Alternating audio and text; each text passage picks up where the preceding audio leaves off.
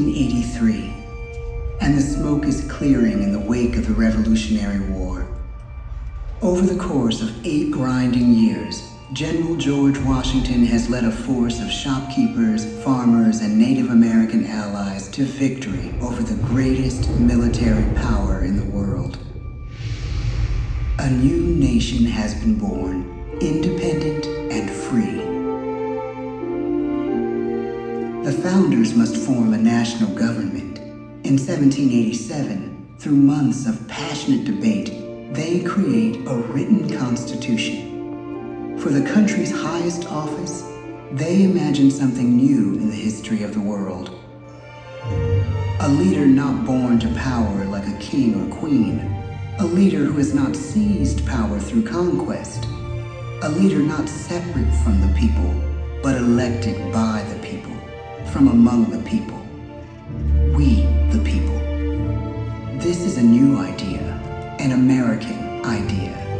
The idea of a president.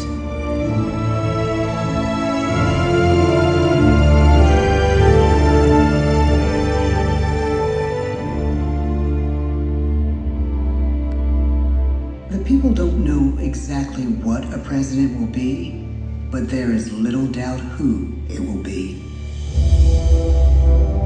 George Washington's stature and bearing have marked him as a leader. His integrity has made him a great one. Washington knows that many generals who have led successful revolutions make themselves dictators or kings. Instead, he steps down from power and retires to his home, Mount Vernon. The world takes note, and George Washington becomes the symbol of American ideals. In the first presidential election, it's Washington by a landslide. The only doubt seems to be his own. He writes, "Integrity and firmness is all I can promise. Integrity and firmness is exactly what we need." Everything he does as president will set a model for his successors. His final act may be the most important of all. After 2 terms, with no term limit in the Constitution and amid overwhelming support to stay in office, he steps down once again and hands power back to the people. He wants us to speak, to elect a new president. During the early years of the Republic, we choose leaders as different as Thomas Jefferson, John Adams, and Andrew Jackson. Elections are often bitter. Each president stands at that fiery intersection where personal character meets the challenges of the times. Some call the presidency a glorious burden. Jefferson calls it a splendid misery. We, the people, must choose well. We elect 15 presidents before the course of history brings us to the edge of a crisis like no other. A nation born of freedom still permits slavery. As the country pushes west, will new states be slave or free? The question produces bitter conflict. The issue rocks the election of 1860 and brings Abraham Lincoln onto the national stage. The tall, lanky, some say uncouth candidate from Illinois is a master of words at a time when speeches are printed in full for people to read. A house divided against itself cannot stand, he has said. With Lincoln's election, the House does indeed divide. Civil War. 11 states secede from the Union. The war becomes a defining passage in the American story. The president's own inner strength and depth of character changed the course of history. Lincoln had come up the hard way on the American frontier, desperately poor, with less than a year of formal schooling. His early years were scarred by tragedy, the death of his mother, his sister, his first love. He struggles with depression, but never loses his determination to rise above it. He once said he's driven by a desire to leave the world a little better place for having lived in it. The war rages. Lincoln fights to preserve the Union and end slavery. Neither is a sure thing. At Gettysburg, Pennsylvania, 6 months after one of the bloodiest battles of the war, the president dedicates a cemetery to the thousands of soldiers who died there, in words we can never forget.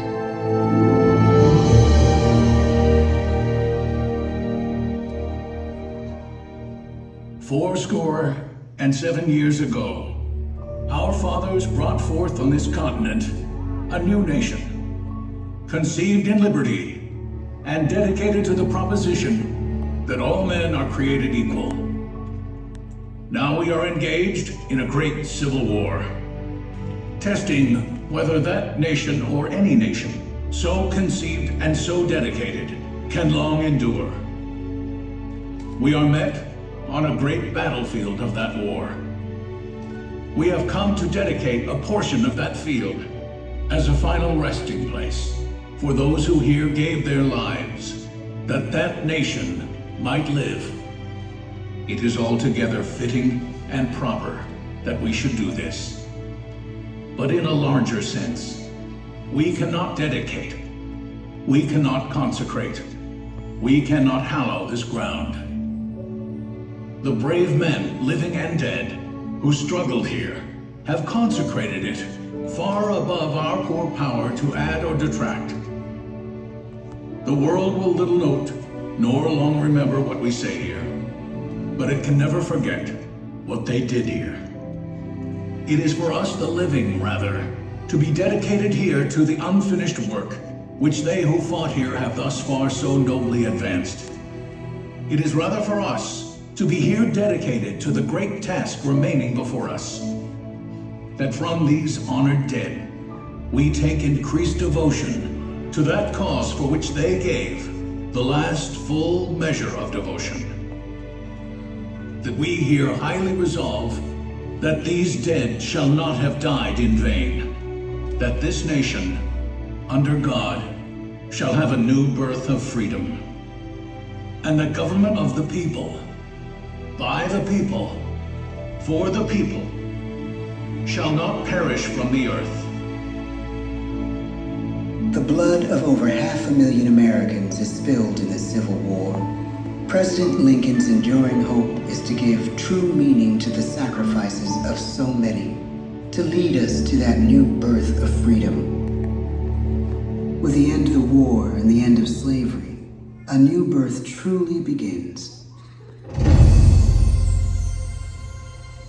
As we roll toward the 20th century, settlers roll west on wagon wheels and railroads connect the nation coast to coast. Millions of immigrants pour in from Europe and Asia. Population doubles. Our economy triples. Our standing among nations rises. We need presidents who can lead both at home and abroad. At the same time, a young Theodore Roosevelt is retreating from New York politics and personal tragedy. The death of his wife and his mother on the same day in the same house. In the Badlands of North Dakota, he rethinks his life and the life of his country. He returns stronger in body and spirit. His renewed energy is just what his country needs.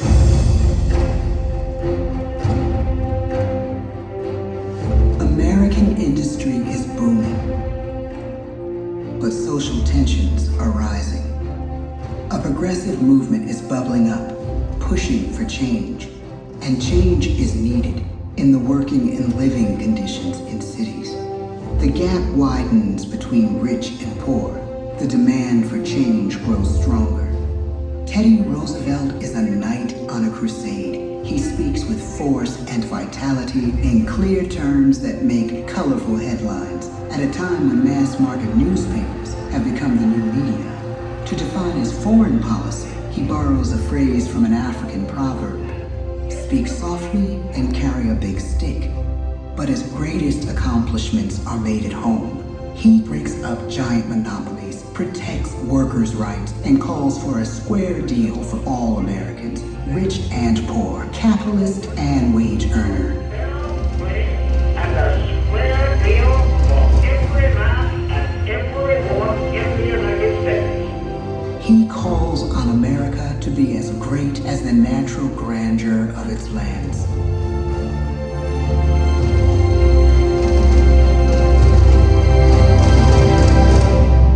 Keep your eyes on the stars and your feet on the ground, he tells us. And we do.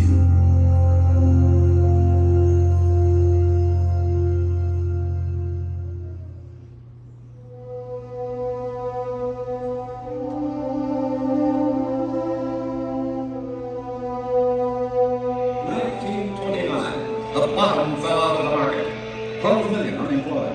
The breadlines and the super. The results of the 1932 election now appear. When we elect our 32nd president, it is the worst of times.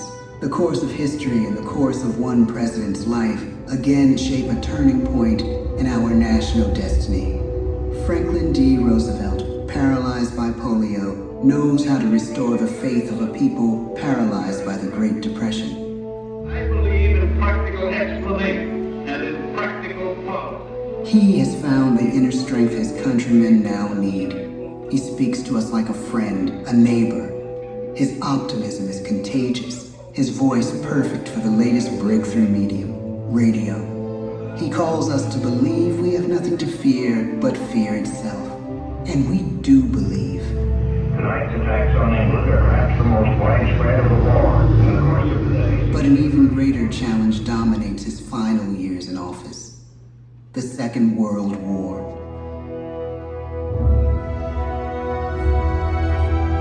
We must be the great arsenal of democracy. This is an emergency as serious as war itself. We stun the world with our production.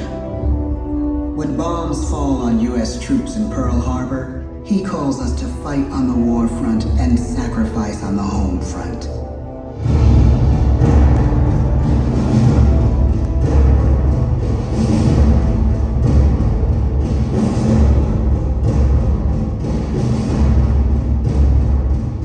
The harder the sacrifice, the more glorious the triumph. So spoke America in the year 1776. So speak Americans today. The world changes. The country changes. And yet, in one sense, what we need most from our presidents has never changed. A guiding vision that calls forth the best that America can be. Will outer space be developed for the benefit of all mankind? Or will it become another focus for the arms race? The choice is urgent, and it is ours to make. Ask not what your country can do for you. Ask what you can do for your country. But really, it's all of us who must overcome the crippling legacy of bigotry and injustice. And we shall overcome. One of the agreements that President Sadat and Prime Minister Begin are signing tonight is entitled A Framework for Peace in the Middle East. Mr. Gorbachev, tear down this wall. You have lost too much, but you have certainly not lost America. I can hear you.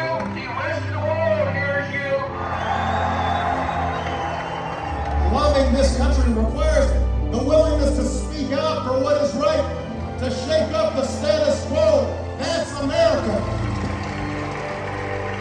Our presidency is no longer just an idea.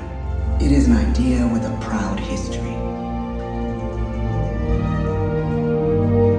Ladies and gentlemen, the presidents of the United States of America.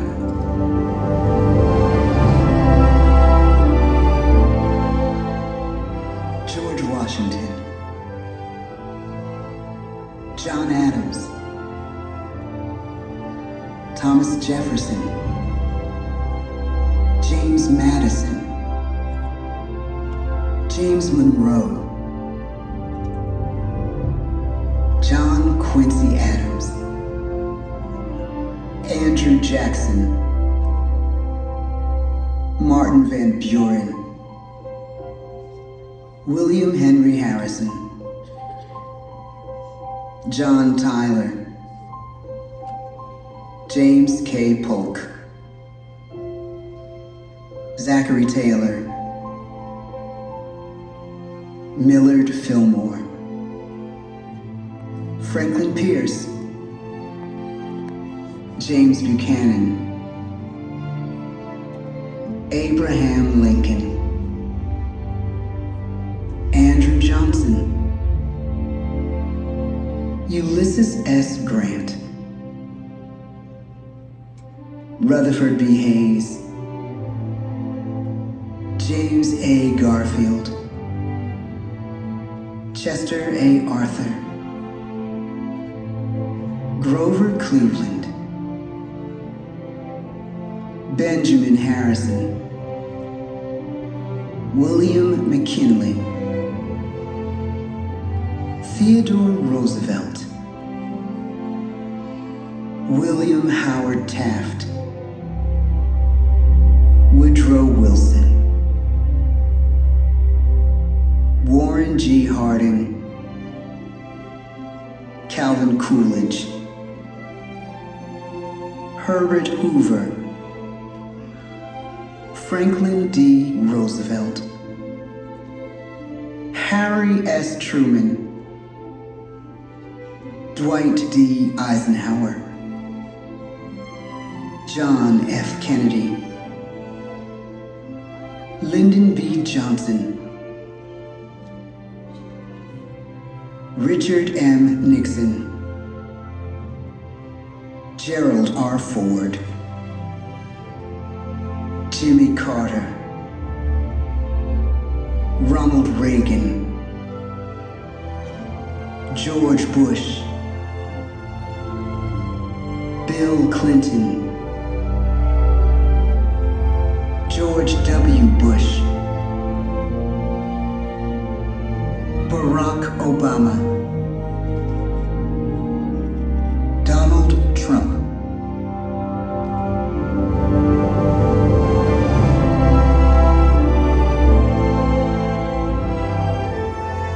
And now we come to the present. Once again, we place our trust in the idea of a president, as we have from the beginning. My fellow citizens, no event could have filled me with greater anxieties than that notification on the 14th day of April, 1789, that you had selected me to lead our nation. But it was with the confidence of my fellow citizens that I took an oath. 35 simple words that have been repeated by every American president throughout history. I, Joseph Robinette Biden Jr., do solemnly swear that I will faithfully execute the office of President of the United States, and I will, to the best of my ability, preserve, protect, and defend the Constitution of the United States. So help me God. The presidency of the United States is a role unique in the world, an office entrusted to each president by us, we the people. Therein lies the genius of that new idea, now over 200 years old. A new idea our presidents have turned into a great American idea again and again.